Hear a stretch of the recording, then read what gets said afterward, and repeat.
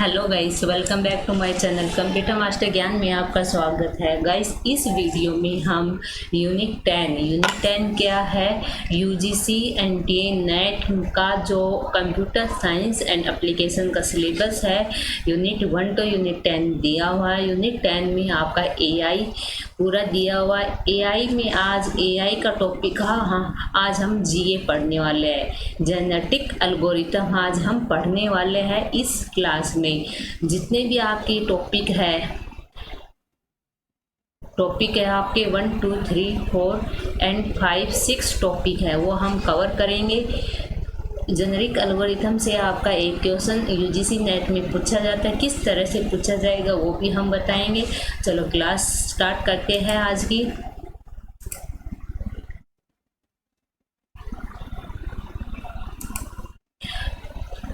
First देखिए, generic algorithm होती क्या है आपकी।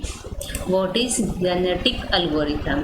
Genetic algorithm is a part of evolutionary algorithm specify generate high quality solution to optimize and search problem by relying on the biologically inspiring operators such as mutation, cross over and selection. 3 operation है इसके, mutation, cross over and selection. ये तीनों operation use करके हम जो solution हम निकालते हैं जेनेटिक एल्गोरिथम में, वो बिल्कुल हाई क्वालिटी का होता है, ऑप्टिमाइज सॉल्यूशन होता है, बिल्कुल करेक्ट सॉल्यूशन होता है। Genetic algorithm is a heuristic search algorithm. मतलब जेनेटिक एल्गोरिथम जो आप पीछे की जो नॉलेज है उसको लेते हुए, पीछे की नॉलेज पर आइडिया लेते हुए हम आगे का रिसर्च करते हैं, आगे का ऑप्टिमाइज प्रॉब्लम को सोल्व करते, सर्च करते हैं। किसके बेस पर? पीछे की जो नॉलेज हमारे पास है, पीछे जो रिजल्ट आई हमारे पास, उस पर बेस हम अपना ऑप्टिमाइज सॉल्यूशन निकालते हैं। तो जेनेटिक एल्गोरिथम किस पर बेस? आपकी heuristic search algorithm use to solve search and optimise problem. ये आपका इम्पोर्टेंट पॉइंट है ये, क्योंकि जब आप पढ़ते हो तो आपको इजी लगता है, ऐसा लगता है अच्छा ये सिंपल सा पॉइंट है।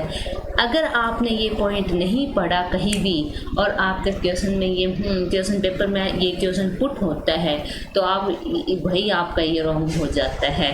तो ये आपको ह्यूरिस्टिक सर्च एल्गोरिथम है।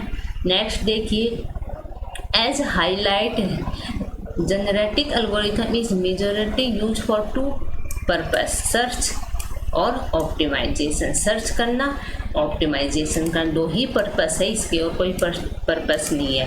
The process terminate under 2 scenarios when maximise number of generation have been created. Fitness level research is sufficient. Relating to the optimization scenario, we need to identify the genetic representation of your solution domain or business problem we need to solve. Evaluation criteria, fitness function to decide the worth of a solution. For example, we need to maximize the profit fitness function by increasing sale. Okay, example जरूर अच्छे से देखिए। We need to maximise the profit. अगर आपको profit बहुत ज़्यादा चाहिए, इस पॉइंट से हमें क्या पता चलता है कि किसी भी स्टेटमेंट में अगर प्रॉफिट से रिलेटेड जिक्र हुआ है तो उसमें कौन सा फंक्शन यूज लगेगा? फिटनेस फंक्शन यूज लगेगा by increasing sale, genetic representation of the product. Okay, next है, मतलब इसमें क्या है कि कौन सा प्रोडक्ट आपका बहुत अच्छा बिक रहा है, तो ये क्या हुआ? पास्ट की इंफॉर्मेशन ही हुई, तो ये है we need to find the best model hyper parameters fitness function of the classification algorithm find turning to yield the best prediction. Next है आपका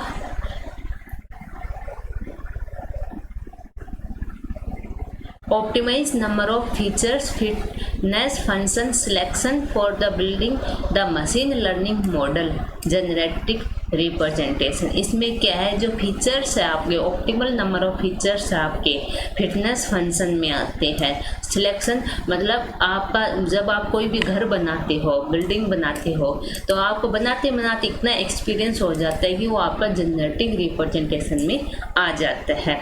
जैसे आप यहाँ पर जेनेटिक रिप्रेजेंटेशन है, यहाँ पर क्रोमोसोम है, यहाँ पर पॉपुलेशन है। Define the fit function. Fit function देखिए, now we need to define the evaluation criteria for the best solution. Each is assign with the fitness score by the fitness function which represent the goodness of the solution. Let's say the fitness function is the sum of all the genes. Hence, the solution with the maximum sum is fittest in our case. The chromosome has a sum of 12.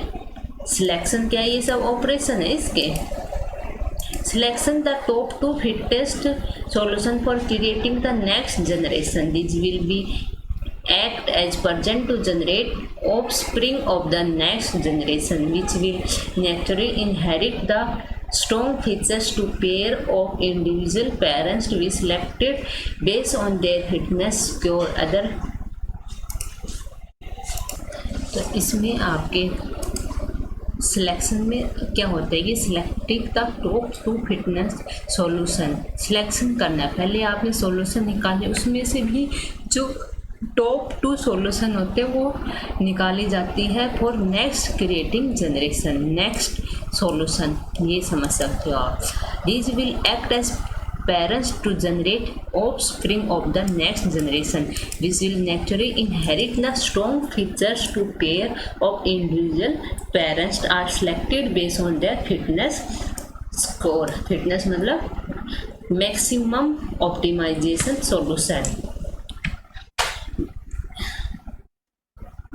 इन से आप selection करते हो tournament, steady, rank, रूट लेटर और एलिस्टिंग्स।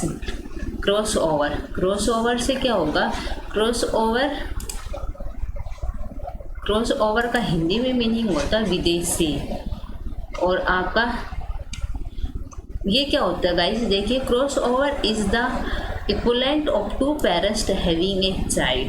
2 parents having a child. Each chromosome मतलब solution contribute a certain number of generation to the view of individual. Offspring are the created by the exchange the generation of parents among themselves until the crossover point is reached. जैसे आपके offspring 1 है, offspring 2, offspring 3, 4, 5, 6। ये क्या कह रहा है, offspring क्या कर रहा है, create by exchanging the generation. ये आपस में एक्सचेंज करना है of parents among themselves until the crossover point is reach. जब आप क्रॉस पॉइंट पर नहीं रीच कर सकते, जब तक ये आपस में एक्सचेंज होते रहते हैं। Single point exchange crossover. K point crossover मतलब K greater than equal to 1 और यूनिफॉर्म क्रॉसओवर। नेक्स्ट है mutation.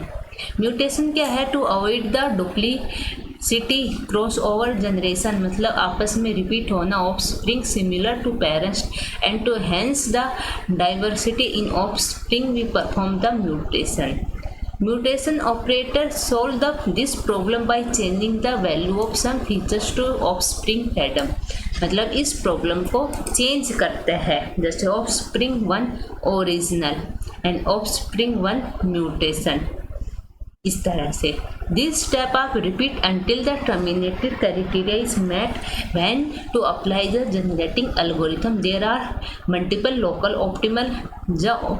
The objective function is not smooth, number of parameter is very large, objective function is noisy और stochastic।